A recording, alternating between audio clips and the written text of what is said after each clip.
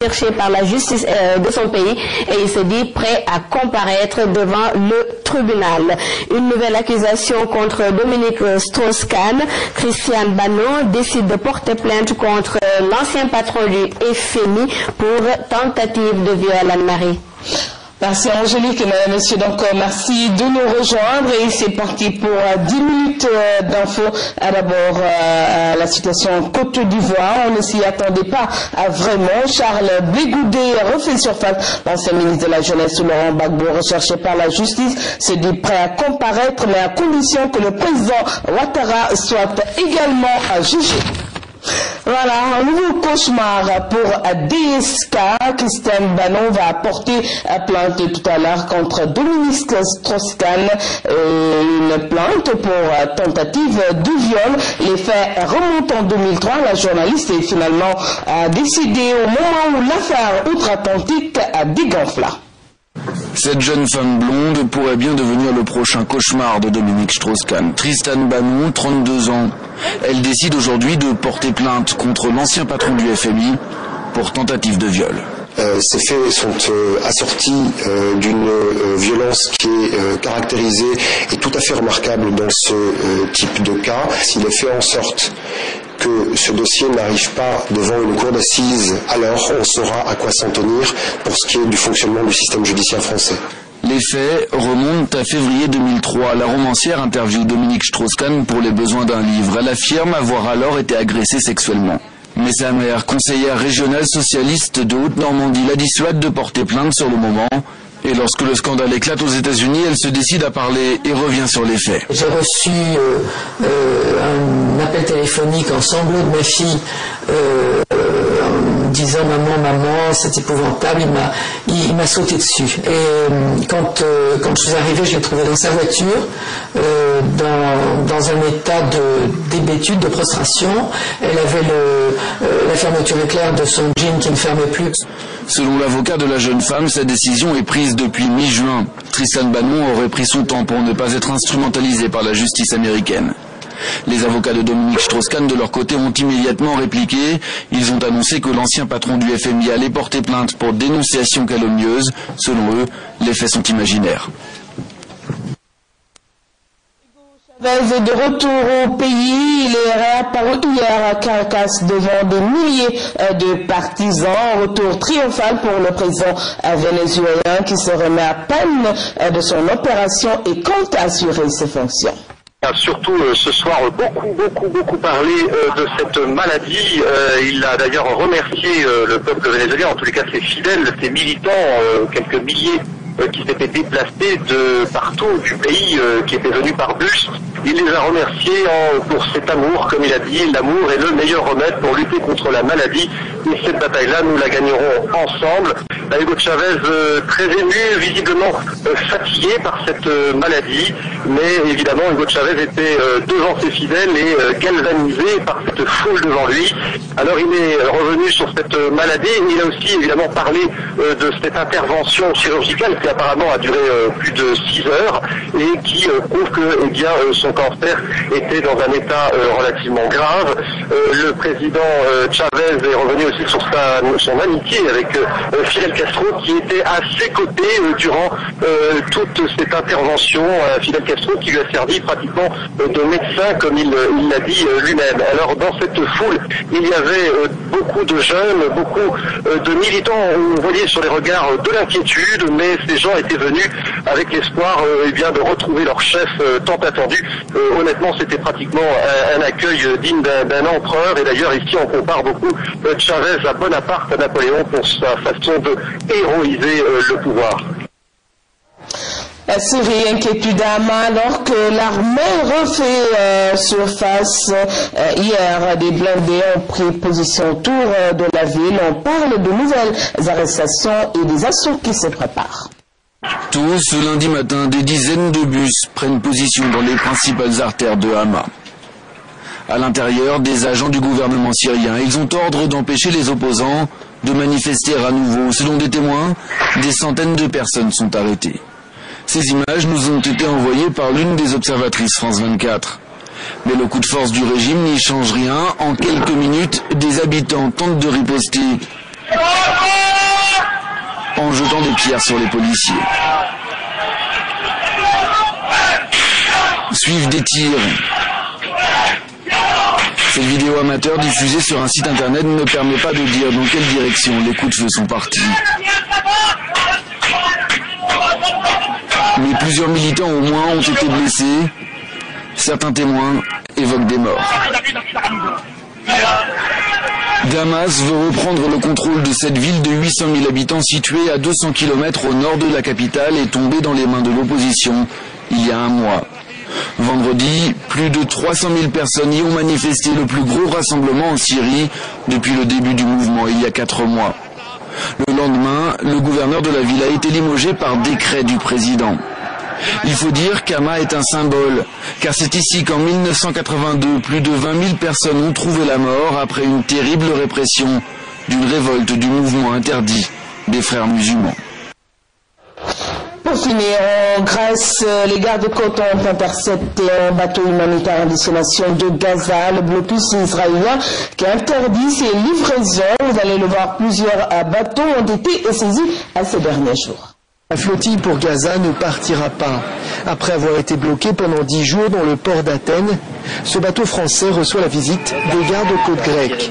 Ils viennent leur signifier l'interdiction formelle de naviguer vers l'enclave palestinienne avec l'aide que ces militants disent transporter. So on this ship we have a small bag of medicine to take to Gaza. Only medicine. Que des médicaments. Cette conversation scelle le sort du bateau français pour Gaza. Mais ces activistes pro-palestiniens affirment que le moral reste bon.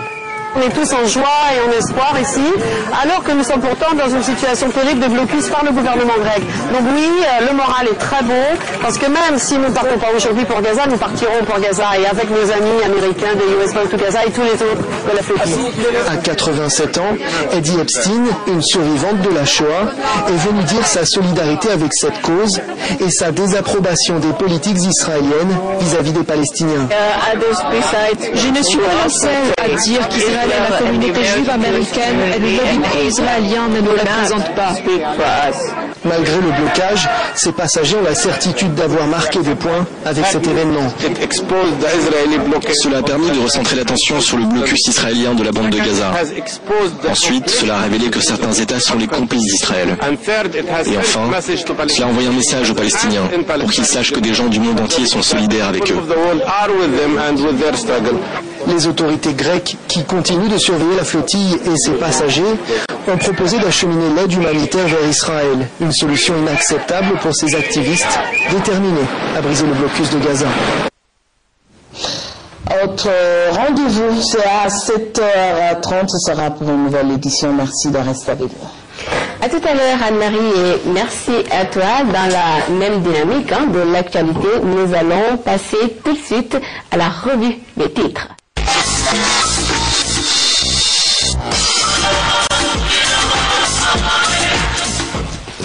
Sur ce plateau, Pape Bonachao, bonjour Pape Bona. Bonjour Angélique. T'as fini ton verre de quinqueliba en bon serrure.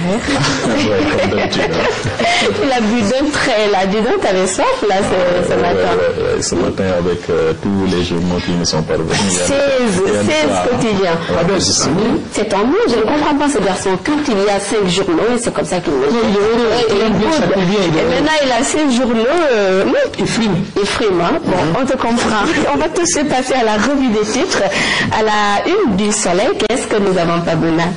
C'est donc la Sénélec Angélique, appurement des dettes de la Sénélec, la Banque Atlantique et le FSE, Fonds de soutien à l'énergie, signent une convention de 34 milliards de francs CFA. C'est ce que titre le Soleil ce matin.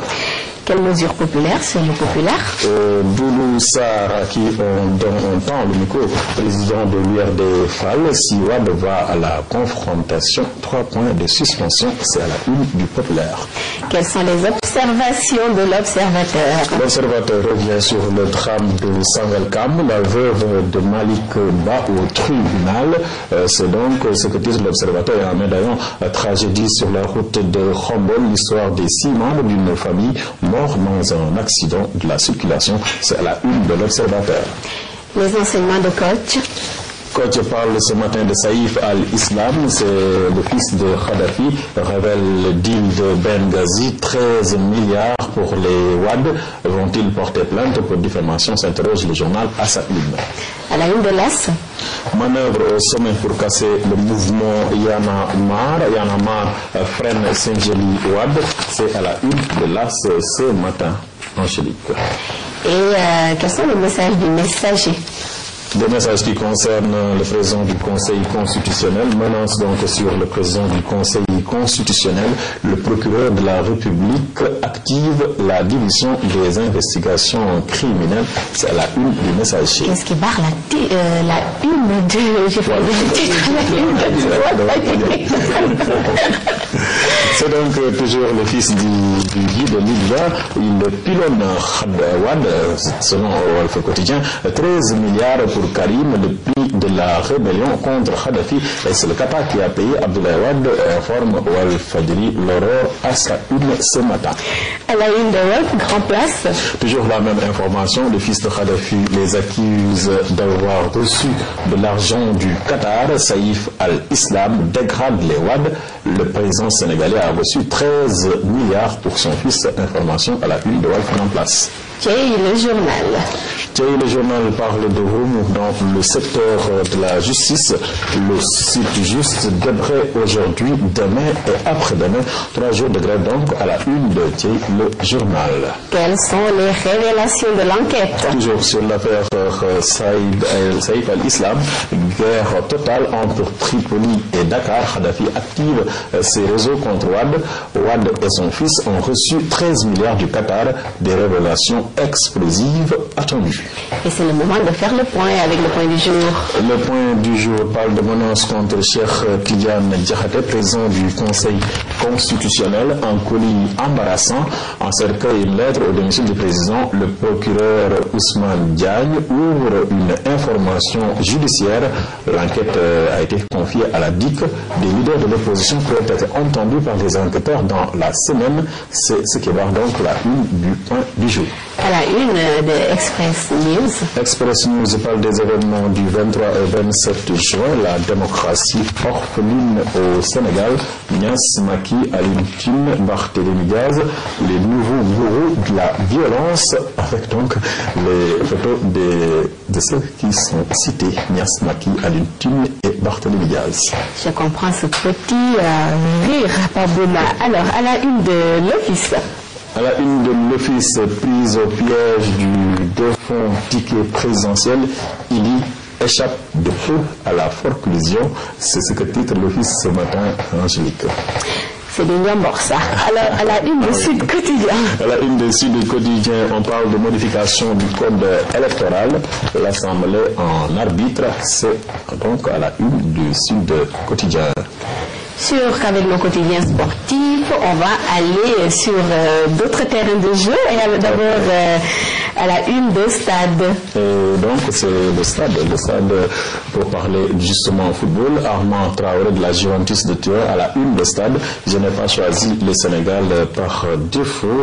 Le Stade quotidien qui donne donc ce matin la parole à Armand Traoré, le franco-sénégalais. Vive la patrie, qu'avons-nous à la une de Sunu Lamb? À la une de Sunu Lamb du Lamb, Abdou Badji DTN dissèque le combat. Comment Papa Sow a perdu devant Ness. Ness était groggy, ce que Papa Sow devait faire. Le public a handicapé Papa Sow. C'est donc à la une de Sunu Lamb. Et en médaillon Hotel Paradise en Gambie, Djoufi rend visite à Kharenlo, à Moudlo. À la une de Wolf Sport. Wolf Sport parle aussi lamb ce matin, Angélique. Ness Papa Sow m'aurait battu si 3 points de suspension. Papa Sow, pourquoi j'ai attaqué? C'est à la une de Wolf Sport ce matin. Merci Pape Bouna pour la revue de ces 16 quotidiens. C'est bien ça, Malfait Afrique, on sait que tu es tout heureux. On te retrouve tout à l'heure pour le développement de toutes ces informations. Merci. Et à présent, nous allons faire un petit coucou à nos partenaires.